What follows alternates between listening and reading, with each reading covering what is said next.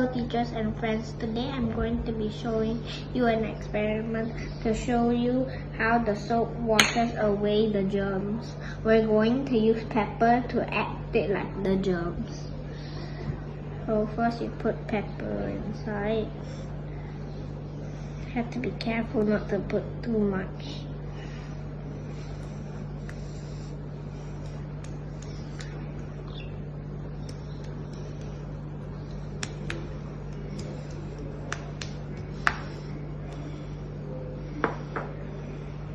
Then next you put your hand in the dish soap. Then you put it in the middle. Wow. And it blooms like a flower. Thank you everyone. Have a nice day.